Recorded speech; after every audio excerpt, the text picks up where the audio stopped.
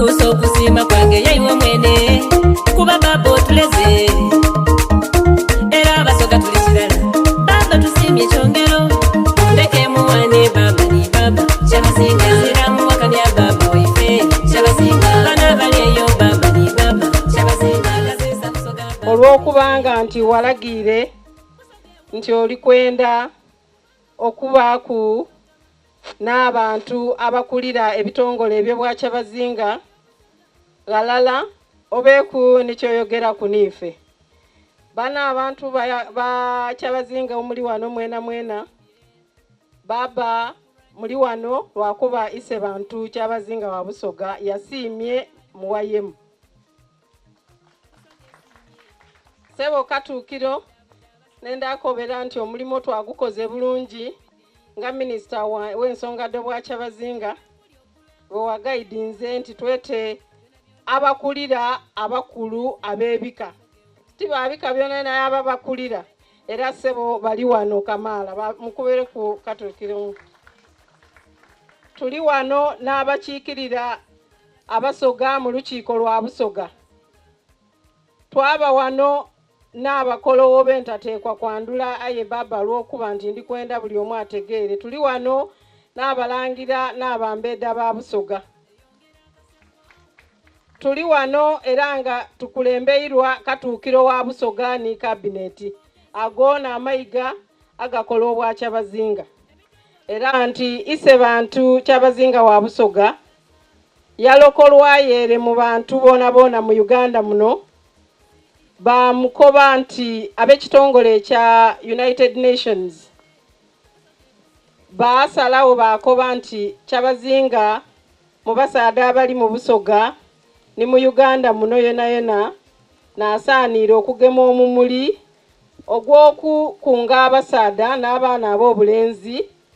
okuba nti mwira mu kifo kyaimwe ekyobuvunaanyizibwa obw'amaanyi mu maka mubenga mulwanisa embeera ey'abaana okufuna amabunda nga bakaali kwetuuka ebi statistics n'ebigema ku nsonga eyo biri kulaga nti ife wano mu Busoga embeera etuuse mu kweyaliikiriza abakulembeze nga era otandikira ku ise bantu mwene n'abantu gavumenti ya Uganda agemagana ensonga daise bantu twatyama mu kitongole ise bantu kye yataawo kya Kyabazinga initiatives ekyo kye muli kubonaawo ku bupande twabanga tutandise okuluka butya bwe tunaasobola okugemera ku ise bantu omugugu guno asobole okugwigusa nga aboogezi abaira kuwe baide okubakobera obuvunaanyizibwa bwaife bw'amaanyi okumakinga sure nti ise bantu talemererwa buvunaanyizibwa buno bwe bamutwise tuli kwenda okubakobera nti twakobye nti tujje paka ku kyalo aye nga omusingi gujja kubita mu ife abali wano tujja kubita mu bakulu b'ebika mu bantu abatukulembe abatukiikirira wano ku bwa Kyabazinga bwa Busoga nga niimwe omujja okusooka okugema emimuli egisinga bunene ise bantu yasiima yatuwa kyali kweta ati abasaada n'empango mwena idaaki inonola okusingako nti ye naikiriza nti abasaada n'empango mu maka era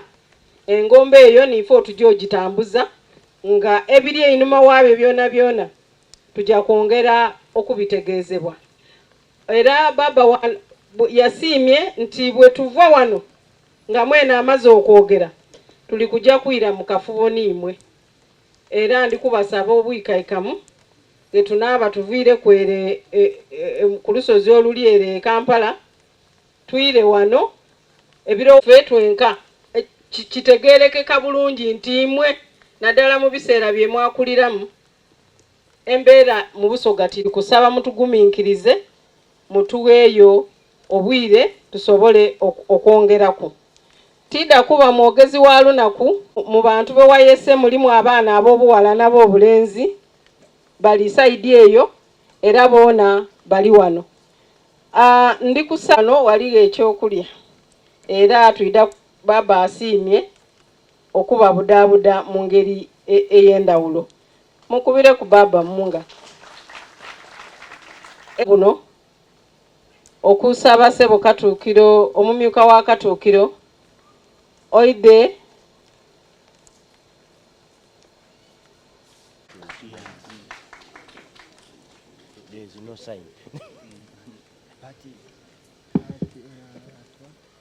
neyanziza Oweekitiibwa Yudaya Minisita Mbwacha Bazinga